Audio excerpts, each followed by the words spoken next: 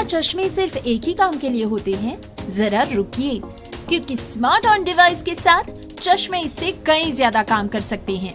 एक बार सोचिए, एक चश्मा जो चीजों को पहचान सकता है, करेंसी को सेकंड्स में आइडेंटिफाई कर सकता है, 13 भाषाओं में किताबें पढ़ सकता है, और पढ़ाई की बात करें तो स्मार्ट ऑन आपके सवालों का हल भी दे सकता है।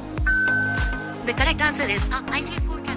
साथ ही इसका स्मार्ट आई देगा आपको डायग्राम्स, चार्ट्स और ग्राफ्स की पूरी जानकारी। Mode change to smart eye. 5, 4, 3, 2. लेकिन रुकिए, और भी बहुत कुछ है।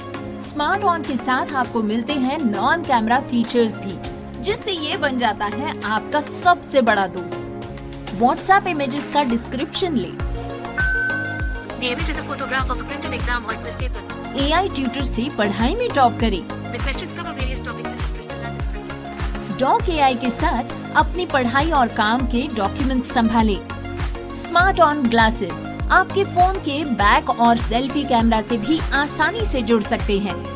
महज 15 ग्राम का ये हल्का डिवाइस स्मार्ट ऑन ऐप के जरिए आपके फोन से जुड़ जाता है और आपको देता है जबरदस्त फीचर्स। लेकिन इससे बेहतरीन बात ये है कि इसे चार्ज करने की कोई जरूरत नहीं। ये आपके फोन से सीधे पावर लेता है, इसीलिए रहता है हमेशा तैयार आपके साथ। एक अच्छी खबर ये है कि ये सब्सिडाइज्ड रेट पर भी उपलब्ध है। आज ही हमारी सपोर्ट टीम से संपर्क करें और स्मार्ट ऑन को अपना बनाएं। नंबर है 91701 66068884। स्मार्ट ऑन ग्लासेस डिवाइस, आपके जैसी सोचने वाली तकनीक।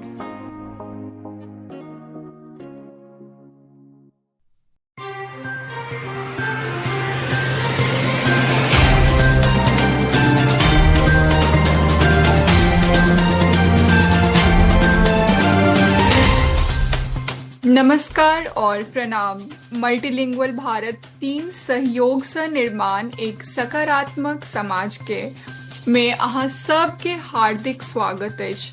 ई स्पेक्ट्रम द अवेयरनेस प्रोजेक्ट और रेडियो उड़ान के एक संयुक्त पहल अछि, जेमे हम सब भारतक क्षेत्रीय भाषा सब में चर्चा क्रम लऽ कऽ आयल छी। एहिठाम हम अभिभावक, अधिवक्ता और विभिन्न क्षेत्रक विशेषज्ञ लोकनि से गप करब। स्पेक्ट्रम द अवेयरनेस प्रोजेक्ट अभिभावक सहायता समूह अछि, जे विशेष आवश्यकता वाला बच्चा सब आ विकलांग व्यक्ति सबक परिवार सबके समर्थन देबाक लेल समुदायक भूमिका पर जागरूकता फैलाबऽ के प्रतिबद्ध अछि। एहि वर्षक थीम अछि मानसिकता बदलू, समावेशन के साकार करू। नमस्कार, हमर नाम पल्लवी मिश्रा अछि और हमर संग में आइ के अतिथि छथि श्री घनश्याम जी। चलू अब हम सब गप करबाक कार्यक्रम आगू बढ़बै छी। श्री घनश्याम जी अपन परिचय देबन। नमस्कार पल्लवी जी और रेडियो उड़ान के तमाम श्रोतागण के हमर नमस्कार। हमर नाम घनश्याम छी और हम बिहार के दरभंगा जिला से संबंध राखे छी, जे मैथिल भाषी क्षेत्र के एगो जिला मानल जाय छै। हम पिछला 4-5 साल से निजी शिक्षण संस्थान में शिक्षक के रूप में कार्यरत छी। अहाँ शिक्षण क्षेत्र में केना एलौ? कि अहाँ के न्यूरो डाइवर्जेंट अहाँ के शिक्षण शैली के प्रभावित केलक? निश्चित रूप से जहन हम शिक्षण क्षेत्र में आवे के सोचलौं, तो ओहिसे पहले जहन हम खुद पढ़ाई से जुड़ल रहूं या फिर जहन हमार अकादमिक शिक्षा चलत रहे, हालांकि अखनो चल रहा है, लेकिन जहन बेसिक चलत रहे तो ओहि समय में हमरा जो शिक्षा भेटल ओकर व्यवस्था जे रहे से कनी परंपरागत ढंग से रहे, जेमे बच्चा को बहुत कम मौका भेटे छे बाजे को। शिक्षक अपना आप को एज ए डिक्टेटर कह सके छे या फिर निर्देशक के तौर पर ले छथिन, जे बच्चा को बहुत कम चांस दे छथिन बाजे को। लेकिन जखन हम कनी अपना आप को हमरा ज्ञान भेल एहि सब विषय को, तो हमरा लागल कि अगर बच्चा को सीखे के छे तो शिक्षक का भूमिका ज्यादा बड़ा हो जाए छे। वो पूरा बच्चा के नीक से देखे, और जेना अहाँ कहबे के लिए कि न्यूरो डाइवर्जेंट छी हम, तो ओकर मतलब से कनी अलग छे। और ई बात हमरा बाद में बहुत सहायता केलक बच्चा सबको समझे के लेल और उनका सबको पूरा मौका दे के लेल, ताकि वो अपन गति से सीख सकथिन। की अहाँ विशेष रणनीति अपनाबै छी जैसे न्यूरोडाइवर्जेंट और न्यूरोटिपिकल विद्यार्थी दुनू के मदद भेटन? निश्चित रूपसँ जखन अहाँ बच्चा सबके पढ़ा रहल होइ छियै तऽ अलग अलग तकनीक, अलग अलग नीतिके अपनाबैके कोशिश करै छियै। जेनाकि बहुत तरहके मेथड होइ छै। एगो जेना होइ छै मल्टी सेंसरी मेथड, जाहिमे अहाँ बच्चाके ध्वनिके सहारा या विजुअल चीजके देखा कऽ, या फिर जे टीचिंग टूल होइ छै जेना लाइफसँ रिलेटेड टूल होइ छै जे अहाँ क्लासरूममे लए जा सकै छियै और बच्चा ओकरा स्पर्श कए कऽ या टच कए कऽ चीजके बारेमे जानि सकै छै, ओकरा समझि सकै छै, ओकरा बारेमे आकलन कऽ सकै छै। जेना बहुत तरहके डेवलपमेंटो फेर अहाँ कोशिश करै छियै जे बच्चामे होय, जेनाकि कॉग्निटिव डेवलपमेंट होइ छै, जकर मतलब ई होइ छै कि बच्चाके समझैके, तर्क करैके और कल्पना करैके शक्तिमे विकास होय। ओहिके लेल अहाँ छोट छोट बातके लए कऽ कहानी बनबै छियै, या फिर बच्चाके बहुत सारा शब्द दै छियै और फिर कहै छियै कि एहि शब्दसँ जोड़ि कऽ कोनो नया कहानी बनबै लए, या फिर एहन कोनो पिक्चर दै छै। जेना आइ काल्हि बच्चाके पिक्चर स्टोरी करायल जाइ छै, तऽ एगो पिक्चर दए देल जाइ छै और किछु शब्द दए देल जाइ छै और फिर कहल जाइ छै अहाँ एहिसँ एगो नया कहानी गढ़ियौ। तऽ एहिसँ की होइ छै जे बच्चामे कल्पना शक्तिके बहुत विकास होइ छै, सोचैके क्षमतामे विकास होइ छै, ओकर ओवरऑल कॉग्निटिव डेवलपमेंट होइ छै। और फिर जेहन एहन तरहके बच्चामे ऑटिज्म जिनका रहै छनि हुनका लेल तऽ बहुत तरहके दिक्कत रहै, जेनाकि हुनका लिखैयो सबमे दिक्कत होइ छनि, तऽ ओहि सबके लेल अहाँ मूवेबल बहुत सारा अहाँ थेरेपिस्टके संपर्क कऽ सकै छियै, हुनका सबके उंगली सबके लए कऽ। और अब अखन तऽ बहुत सारा मशीनो छै जकर यूज होइ छै हुनका सबके पेंसिल पकड़वाबैमे, या फिर ऑडियो बुक आबै छै जाहिसँ ओ अपना बारेमे सीख सकै छथिन। और फिर सबसे ज्यादा जे हेल्पफुल हमरा लागल, जे बच्चाके काफी हेल्पफुल रहै छै, ओ होइ छै मोटर स्किल डेवलपमेंट।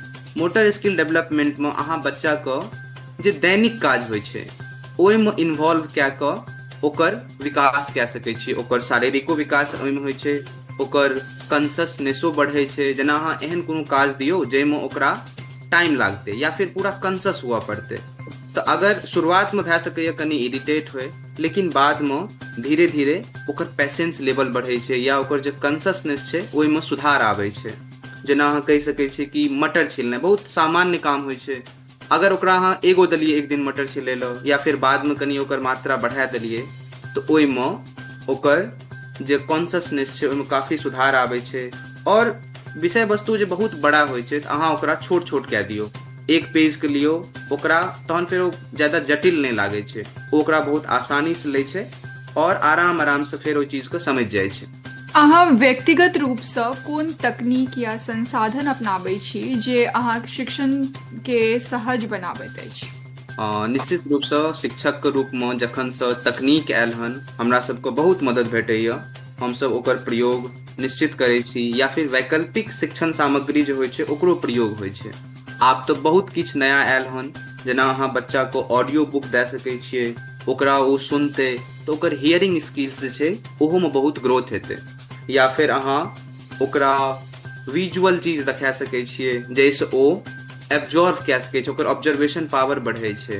जेना आइ काल्हि बच्चाके स्क्रैच गेम सिखायल जाइ छै, जाहिमे ओकरा किछु किछु बता देल जाइ छै या किछु किछु टूल दए देल जाइ छै और फिर कहै छै कि अहाँ एगो गेम डेवलप करू और ओहिसँ जेनाकि पॉल्यूशन केना कम हेतै, तऽ बहुत सारा छोट बच्चाके देल जाइ छै, काफी नॉर्मल होइ छै ओ गेम, बहुत आसानीसँ बच्चा सब ओकरा कैच कए लै छै। तऽ टेक्नोलॉजीके अयलासँ शिक्षक सबके काफी मदद भेटल हन कि बच्चा ओकरा नीकसँ सीख सकै छै। जेना अहाँ देखियौ ड्यूलिंगो छै एगो ऐप, तऽ ओहिसँ भाषाके सीखैके लेल बच्चाके बहुत सुविधा भए रहल छै। औरो कए तरहके अखन ऐप चलै छै जाहिसँ बच्चा बहुत सही तरीकासँ सीख पाबै छथिन और हमर सबके भूमिका कनि कम भऽ जाइ छै। बच्चा ओहिमे अपना आपके खुद सीखैके लेल बहुत प्रेरित भए जाइ छथिन टेक्नोलॉजीके यूज केलासँ। और ओनाहु शिक्षकके भूमिका कनि कमे रहैके चाही, बच्चा खुदसँ सीखै ओ ज्यादा जरूरी छै। अहाँके की लागैत अछि जे शिक्षा व्यवस्था न्यूरोडाइवर्जेंट शिक्षक सब लेल अनुकूल अछि? यदि नहि तऽ अहाँ की परिवर्तन चाहब? शिक्षा व्यवस्थामे ओना तऽ बहुत तरहके बदलाव एलै हन, निश्चित रूपसँ एलै हन। जेना अहाँ अगर NCF 2005 के पढ़ियौ या अपन जे नया शिक्षा व्यवस्था एलै हन ओकरा पढ़ियौ, तऽ अहाँके कागजी तौर पर अहाँ कहि लियौ या आधिकारिक तौर पर कहि लियौ, बदलाव तो एले हन, लेकिन एकर एहि बदलाव का व्यवहारिक पक्ष बहुत कम छै। शिक्षक सब में जे व्यवहारिक पहल होइक चाही एहि के लैके ओ कनी कम देखा रहल यऽ। हम सब चाहब कि जो न्यूरो डाइवर्जेंट जो होइ छै या न्यूरोटिपिकल जे विषय छै एहि पर शिक्षक को, विद्यार्थी को, स्कूल को और समाज को सबक जानकारी बढ़े के चाही और शिक्षा व्यवस्था को कनी लचीलापन ओहिमे ज्यादा आवे के चाही, समावेशिता कनी बढ़े के चाही। और दोसर बात, जो न्यूरोटिपिकल तरह के जे बच्चा होइ छथिन ओहि के लैके सरकार जे किछ विशेष टूल होइ छै, जेना कोनो मशीन होइ छै उंगली के प्रैक्टिस के लेल या खड़ा होय के लेल, एहि सब के व्यवस्था सेहो स्कूल में करा सकै छथिन, सो दैट कि शिक्षक जे छै से ओकर प्रयोग कए कऽ बच्चा के ग्रोथ में मदद कऽ सकै छथिन। तो मिला जुला कऽ शिक्षा व्यवस्था में समावेशिता के बढ़ावे के बहुत आवश्यकता छै, ताकि विद्यार्थी आ शिक्षक अपन पूर्ण योगदान दे सकै छथिन। अहाँ न्यूरो डाइवर्जेंट विद्यार्थी और शिक्षक सबके कोन प्रेरणादायक संदेश देबा चाहब? हम तो बस एतबी कहब, जते भी पेरेंट्स छथिन या शिक्षक छथिन या स्टूडेंट छथिन, हुनका सबके लेल सबसे ज्यादा जरूरी बात ई छै जे बच्चा में अपन विशेष गुण होइ छै ओकरा समाज या शिक्षक या विद्यार्थी से हो ओ कमजोरी नहीं समझथिन। ओ ओहि बच्चा के निश्चित रूप से ओकर विशेष गुण छै या अहाँ कहि सकै छियै कि अद्वितीय गुण छै, जकर प्रयोग बच्चा बहुत नीक तरह से कऽ सकै छै। हमरा सबके एहि बात के समझे के जरूरी छै। जा तक हम ई बात नहीं मान लेबै कि हर बच्चा को विषय वस्तु को समझे के, ओकर कैच करे के तरीका अलग भ सकैया, गति अलग भ सकैया, सब अलग अलग गति से सीखे छै, और एकरा समस्या नहीं मान के एकरा एक तरह के गुण मानबे तो ओहिमे सुधार होय के ज्यादा चांस भेटैया। और हमरा सबके कनी ज्यादा लिबरल हुआ पड़ते, बच्चा के बहुत मौका दिया पड़ते, ताकि वो खुद एहि सब चीज के बारे में खुद सीखे के कोशिश करे। और खास करके जो पेरेंट्स होइ छथिन, पेरेंट्स के लेके काफी समस्या छै, जेना कि सिटी के पेरेंट्स के पास काफी संसाधनों छै और खुदो वो बहुत जागृत छथिन एहि सब विषय के लेके, लेकिन जखन अहाँ सब गांव के बारे में बात करे छियै, गांव में जो पेरेंट्स छथिन हुनका एहि सब के प्रति जागरूकता कम छै।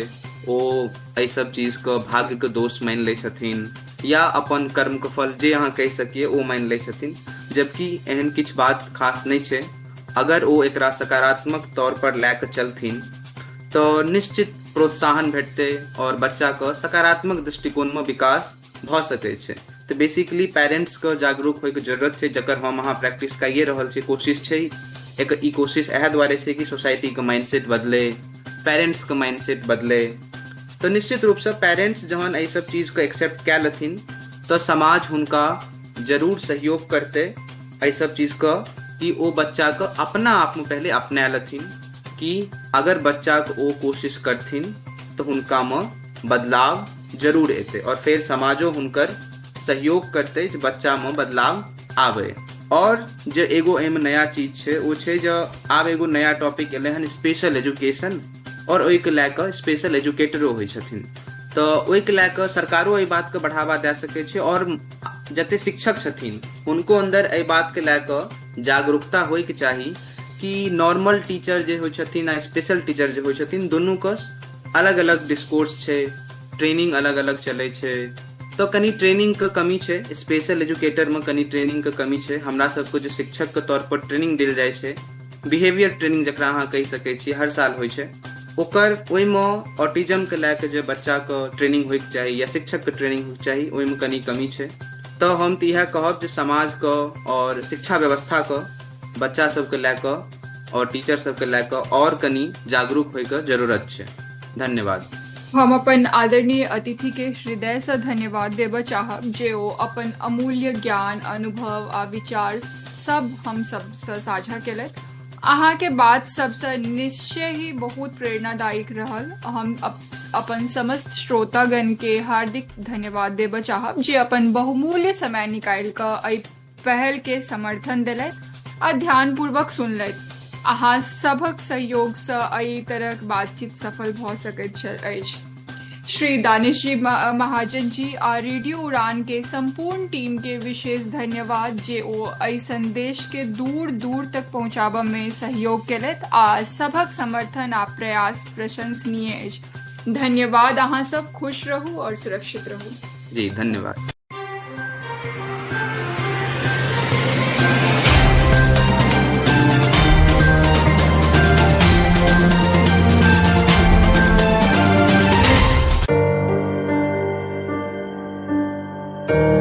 मेरे लिए बैंकिंग हमेशा से चैलेंज रहा है। मैं तो अपने भाइयों को ही भेज देती थी बैंक मेरा काम करवाने के लिए। और जब कहीं पैसों की जरूरत हो तो हमेशा किसी का साथ रहना जरूरी हो जाता था। लेकिन जब से यूनियन बैंक ऑफ इंडिया में अकाउंट एक्टिवेट कराया है, अपनी बैंकिंग मैं खुद करती हूँ, यूनियन स्पर्श डेबिट कार्ड के साथ। इसका खास डिजाइन जैसे कि साइड में नॉच और लेटर यू जो कि ब्रेल में एम्बॉस किया गया है, हमेशा मुझे बैंकिंग के करीब रखता है।